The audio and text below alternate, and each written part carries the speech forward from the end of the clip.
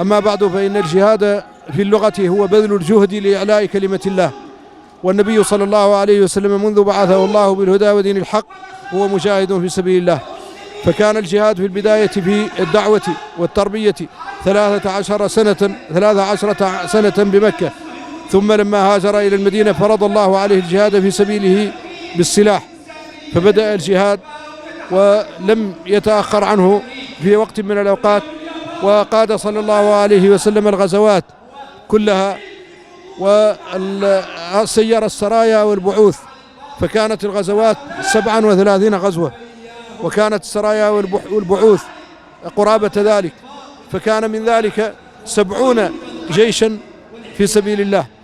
وكان الرسول صلى الله عليه وسلم يقاتل بنفسه، وقال علي بن أبي طالب رضي الله عنه: كنا إذا لقينا العدو اتقيناهم برسول الله صلى الله عليه وسلم. في يوم حنين عندما انهزم الناس عنه وهو يقول: أنا النبي لا كذب، أنا ابن عبد المطلب، ورمى قبضة من تراب في وجوه العدو فلم يبقى أحد إلا وقعت في عينه من غبارها وترابها، فهزمهم الله برسول الله صلى الله عليه وسلم. في فتح مكة جهز الجيش الذي هو 10,000 مقاتل، واستجاب فيهم لدعوة عمرو بن سالم التي يقول فيها: يا ربي إني ناشد محمدا حلف أبينا وأبيه لأتلدا، قد كنتم ولدا وكنا والدا، ثم أسلمنا فلم ننزع يدا، فانصر هداك الله نصرا أيدا، وادعو عباد الله يأتوا مددا، فيهم رسول الله قد تجردا، أبيض مثل السيف يسمو صعدا، إن قريشا أخلفوك الموعدا، ونقضوا ميثاقك المؤكدا، وزعموا أن لست تدعو أحدا، وهم أذل وأقل عددا، هم بيتونا بالوتير هجدا، وقتلونا ركعا وسجدا. كان رسول الله صلى الله عليه وسلم أشجع الناس، ففي الجهاد بالنفس كان أشجع الناس، لا يصفه أحد من أصحابه إلا بأنه أشجع الناس، وكل من رآه وعرفه يصفون ذلك. وكان في الجهاد في الطاعة والعبادة كذلك أعبد الناس وأتقى الناس، ولذلك قال رسول الله صلى الله عليه وسلم: إن أخلكم لا يقول الرفث، يقصد عبد الله بن رواحة، يقول: وفينا رسول الله يتلو كتابه إذا ابيض مفتوق من بالصبح ساطع، أنار قام الهدى بعد، يقول: وفينا رسول الله يتلو كتابه إذا انشق مفتوق من الصبح ساطع، يبيت يجافي جنبه عن سريره إذا استثقلت بالمشركين المضاجع، أرانا الهدى بعد العمى فقلوبنا به موقنات أن ما قال واقع. وكذلك الجهاد بالمال، فقد كان رسول الله صلى الله عليه وسلم أجود الناس، وكان يجاهد بماله وبذل كل ما يملك في سبيل الله ونصرة الله ودينه.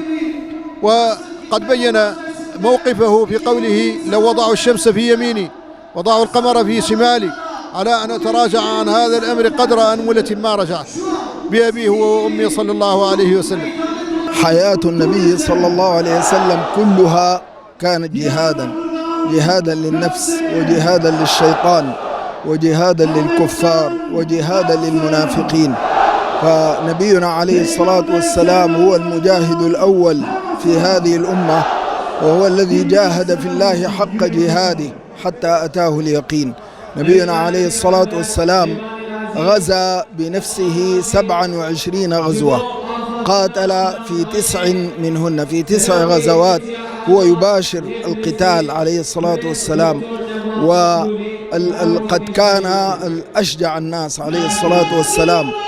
والصحابة يقولون: كنا إذا حمي الوطيس واشتدت الحرب نتقي برسول الله صلى الله عليه وسلم، فلا يكون أحد أقرب إلى العدو منه، وإن الشجاع منا للذي يحاذيه، الذي يكون في حذاء في صف النبي صلى الله عليه وسلم، هذا أشجع الناس، لكن ما يستطيع أحد أن يتقدم عليه الصلاة والسلام.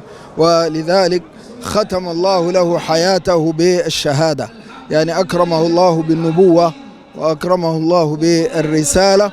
وكذلك توفي عليه الصلاة والسلام متأثرا بالسم الذي وضعته له المرأة اليهودية في الشاة، فقال عليه الصلاة والسلام: إن أكلة خيبر تعاودني، وهذا أوان قطعة أبهري. حقيقة أنا مسرور بهذه التظاهرة الإسلامية الكبيرة التي فيها إحياء لسيرة رسول الله صلى الله عليه وسلم وربط للأحداث التي تدور في فلسطين بحياة نبينا عليه الصلاة والسلام. جزاكم الله خيرا وبارك الله فيكم.